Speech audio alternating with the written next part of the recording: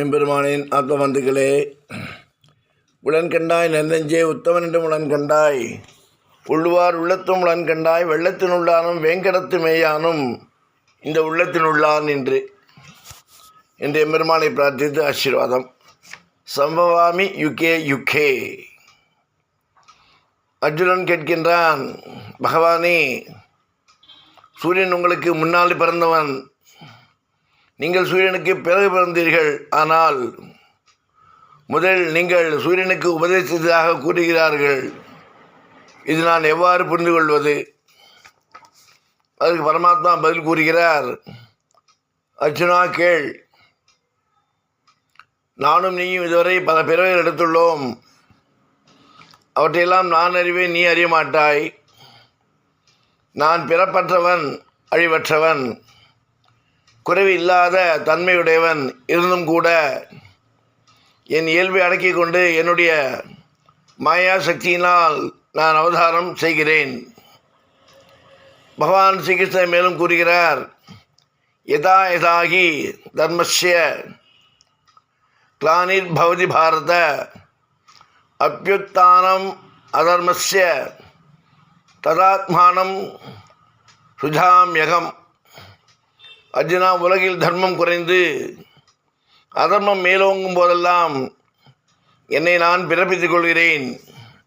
பரித்ராணாய சாதுனாம் விநாசாய சதுஷ்கிருதாம் தர்ம சம்ஸ்தாபனார்த்தாய சம்பவாமி UK UK.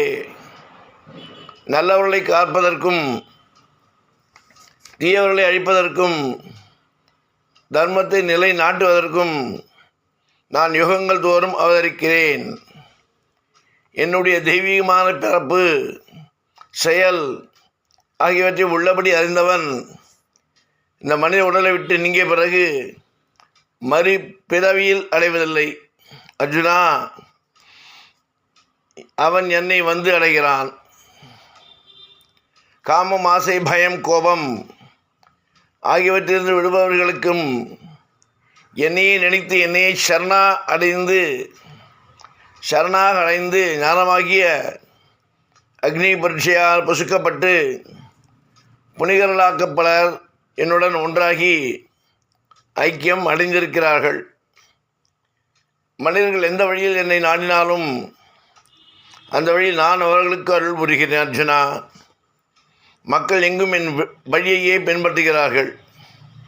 பகவான் ஸ்ரீகிருஷ்ணர் இங்கே ஒரு விஷயம் கவனித்திருக்கிறாயா? பகவான் ஸ்ரீகிருஷ்ணர், நானும் நீயும் இதுவரை பல பிறர் எடுத்துள்ளோம். அவற்றை எல்லாம் நான் அறிவேன், நீ அறிந்ததில்லை. பல பிறவைகள் என்று சொல்லும்போது பெரும்பாலும் அதில் நம்பிக்கை உண்டாவதில்லை. ஏனெனில் நம்முடைய இன்றைய இறப்பிற்கும் இன்றைய இருப்பிற்கும் முன்னால் என்ன இருந்தது என்றும் அதற்கு பின்னால் என்ன இருக்கப் போகிறது என்றும் நமக்கு தெரிவதில்லை. ஆனால் நமக்கு அதில் நம்பிக்கை உண்டாவதில்லை. அதனால் பல பிறர்கள் இருப்பது உண்மை என்பதை பகவான் ஸ்ரீகிருஷ்ணர் எடுத்துரைக்கிறார். உபநிஷத்துக்கள் முழுவதுமே ஆத்மாவின் நிரந்தர தன்மையையும் பிறவி மற்றும் மறுபிறவி பற்றிய தத்துவ போதனைகளையே எடுத்து செல்கின்றன. அவை இன்றைய வாழ்விருப்பின் தன்மைக்கேற்ப நீ மறுபிறவி அடைவாய் என்பதை தெளிவாக எடுத்துரைக்கின்றன. உதாரணமாக சில விஷயங்களை நாம் கேள்விப்பட்டிருப்போம். 2.5 வயது குழந்தை தன்னுடைய முற்பிறவியை பற்றி கூறுவதும், நான் இன்னார், எனது மனைவி இவள்தான், நான் இந்த ஊர்க்காரன் என்று சொல்வது அவை ஆராயப்படும் போது நிஜமாக இருப்பதும் நடந்திருக்கிறது. அவருடைய உடல் அழிந்திருக்கிறதே தவிர ஆன்மா அழிவதில்லை, அழியப் போவதுமில்லை, மீண்டும் பிறப்பெய்தி இருக்கிறது. ஒரு குழந்தை பிறந்த 3 அல்லது 4 வயது வரை புனர்ஜென்ம ஞாபகம் இருக்கும். பிறகு அவை வாழும் சூழ்நிலைக்கு தகுந்த மாதிரி கொஞ்சம் கொஞ்சமாக பழைய நினைவுகளை இழந்துவிடும். மிகச்சிலரை அவற்றை பேசும் அளவுக்கு ஆற்றல் கொண்டிருப்பார்கள். பலருக்கு அவை எது பற்றிய நினைவு என்பதையே உணர முடியாது. இவை யாவும் மனிதன் ஜென்மங்களாக பிறப்பெடுப்பதையே காட்டுகிறது. சில குழந்தைகள் மழலை பேச்சு மாறுவதற்குள்ளாகவே சிறந்த அறிவாற்றலை வெளிப்படுத்துகிறார்கள். அவர்களின் பூர்ண ஜென்ம தொடர்ச்சியாகவே அது கருதப்படுகிறது.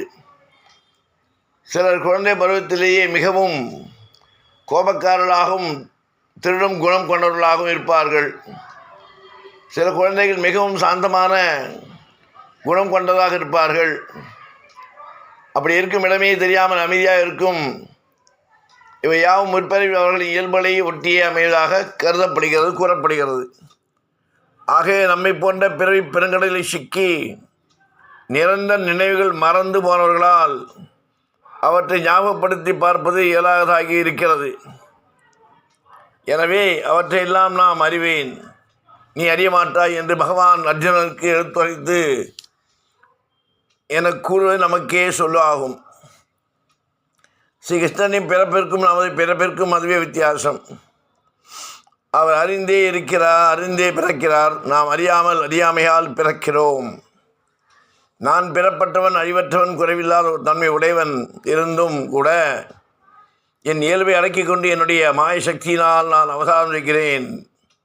அதாவது நிரந்தரமான தன்மையை உடையவர் என தனது சக்தியினால் பிறப்பை உணர்ந்து அவதரிக்கிறார். ஆகவே எப்பொழுதும் தொடர்ச்சியான சாதகத்தால் நாம் பிறப்பையும் இறப்பையும் உணரும் தன்மையை பெறுகிறோமோ அப்பொழுது நாமும் சில கிருஷ்ணனாக இருப்போம். அப்படி இருந்தால் மறுபிறவி அடையாமல் இருக்க நாம் என்ன செய்ய வேண்டும் என்று கேள்வி கொண்டானால் மறக்காமல் கீதையை படுங்கள். கீதை முழுவதும் பகவான் ஸ்ரீ கிருஷ்ணர் பாதையை காட்டுகிறார். நாமும் படிப்போம், நாமும் நலம் பெறுவோம் என்று கூறிக்கொண்டு ராதா ருக்மிணி சமேத ஸ்ரீ கிருஷ்ண பரமானின் பரிபூர்ண ஆசியுடன் அனுகிரகத்துடன் ஆசீர்வாதம் ராமானின் திவ்ய திருவடிகளே சரணம்.